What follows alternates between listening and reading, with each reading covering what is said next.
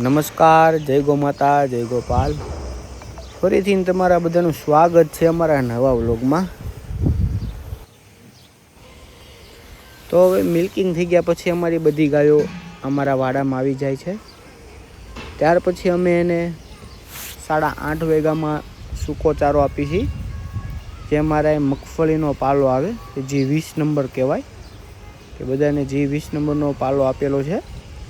તો બધાય એકબીજામાંથી ખાય છે. ત્યાર પછી તમે જોઈ શકો છો અમારો નાનો એવો વાડો. આ છે અમારો જે 20 નંબર મગફળીનો પાલો.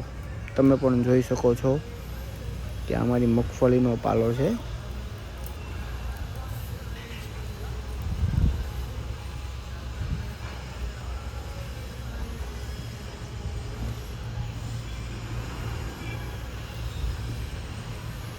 એ અમારા વાડામાં 2 વૃક્ષો આવેલા છે. એક છે આ વડલો, જે હવે નવો ફૂટ્યો છે. આની પહેલાં તો અમારી ગાય માતાએ ઉપરનું જે નવું પાન આવેલું હોય તે ખાઈ ગઈ હતી. ત્યાર પછી અમે આજુબાજુમાં પેક કરીને મૂકી દીધું છે. અને આ છે અમારો ઉમરો. ઉમરામાં પણ એને એ જ રીતના કરેલું છે.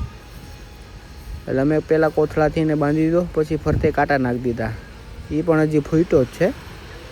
તો આમાંથી તમને કદાચ નહીં દેખાય, તો હમણાં તમને ઉપરથી દેખાડું. આમાંથી થોડુંક દેખાય છે. ઉપરથી પણ જોઈ શકો છો કે ઉમરો પણ ફૂટી ગયો છે. કે આવનારા સમયમાં અમારી ગાય માતા માટે મસ્તીનો છાંયો થઈ જશે. ઉનાળામાં એને કોઈ જાતનો પ્રોબ્લેમ નહીં આવે. ત્યાર પછી અમે અમારા નાના એવા વાડામાં કુંડી રાખેલી છે, કે જ્યારે અમારી ગાય માતાને પાણી પીવું હોય ત્યારે છૂટથી પી શકે છે. ત્યાર પછી આ અમારી નાની એવી ગૌશાળામાં નીચે કાઉમેટ પાથરેલી છે. અમારી ગાય માતા વાડામાં જાય પછી અમે એને આ રીતના વોશ કરીશું.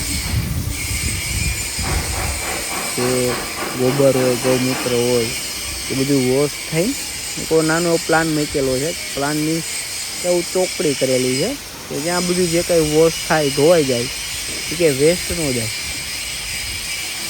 એ ચોકડીમાં અમે એક પાઇપ આપેલો છે. એ પાઇપમાં આપણે જે ધોળિયાની પાણી પાવાનું આવે, એ આપણે એ પાઇપ આવે પ્લાસ્ટિકનો, એ લાંબો કરી દીધો છે. જ્યાં આપણે ખાતરનો ખાડો કરેલો છે, ડાયરેક્ટ ત્યાં જ લાઈન જાય. એ પાણી પણ વેસ્ટ ન જાય, અને ડાયરેક્ટ તેનું જે કાંઈ પાણી આવે એ પાણી બધુંય ખાડામાં વયું જાય. એટલે ગૌમૂત્રનો ઉપયોગ થઈ જાય, પ્લસ ખાતરને પાણીનો છાંટવું પડે.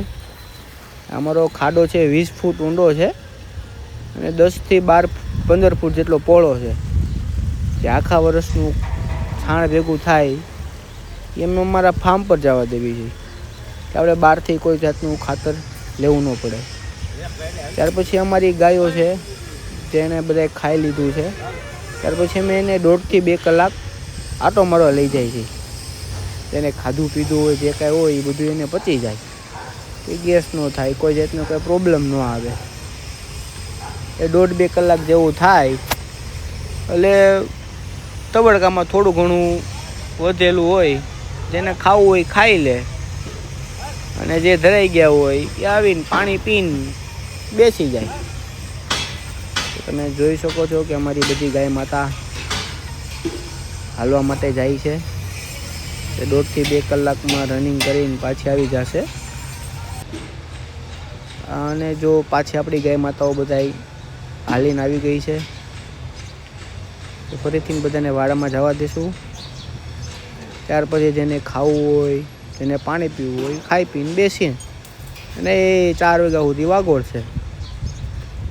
એ 4 વાગે એને આપણે આપણી નાની એવી ગૌશાળામાં અંદર લઈ લેવાના. મિલ્કિંગ ગાયો હોય એને અલગ બાંધવાની, જે વાછોડી હોય એને પણ અલગ બાંધી દેવાની. તો આ બધી અત્યારે જઈ રહી છે વાડામાં. બપોર પછી બધાને લઈ લેવાના અંદર, પછી રાત્રે ઠંડી ન લાગે.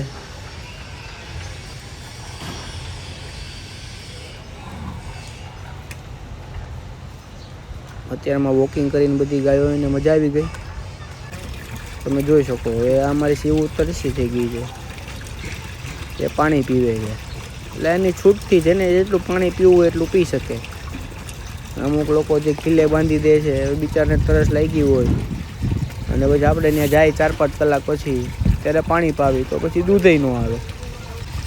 આવી રીતના છૂટા વાડામાં હોય તો ગાયોને મોજ આવે ત્યારે પાણી પીવું હોય ત્યારે પી શકે, ને જેટલું પીવું હોય એટલું પી શકે. તમે હવે જોઈ શકો છો કે આપણું જે કાંઈ અંદર કાઉમેટને બધું પાથરેલું હતું બધું વોશ થઈને ચોખ્ખું થઈ ગયું છે. આટલું ચોખ્ખું હોવાથી માખી મચ્છર કે ખરવાના કોઈ રોગ બોગ ન થાય. પ્લસ આપણે આ બાઉલ સિસ્ટમ રાખેલી છે, રાતે કદાચ એને પાણી પીવું હોય તો એની રીતના પી શકે. હરેક ખીલે આપણે બાઉલ ફિટ કરેલા છે, એટલે કોઈ ગાય માતાને કાંઈ વાંધો ન આવે. જ્યારે એની ઈચ્છા થાય એ પ્રમાણે પાણી પી શકે, અને તાજું પાણી, એટલે કોઈ જાતનું આપણે કાંઈ ટેન્શન ન રહે. ઉનાળામાં તો બેસ્ટ બાઉલ કામ કરે. ઉનાળામાં આપણી ગાય માતાને બધાને તરસ બહુ લાગે. અને જોઈ શકો છો મારી નાની ગૌશાળામાં ચકલીઓ પણ છે, સરસ મજાની ચકલીઓ છે. અને હવે તમે પણ જોઈ શકો છો કે આપણી ગાય માતા અંદર આવી ગઈ છે અને કાઉમેટ પાથરી છે, તો નીચે બેસવાની પણ એને મજા આવે છે. આ ભાગમાં આપણે આપણી ગાય માતાને બાંધેલી છે અને પાછળની સાઈડની વાછડીઓ બાંધેલી છે. તો આ વ્લોગ તમને બધાને કેવો લાગ્યો તો અમને જરૂર કોમેન્ટમાં જણાવજો. લાઇક, શેર, સબસ્ક્રાઈબ કરવાનું ભૂલશો નહીં. જય ગૌ માતા, જય ગોપાલ.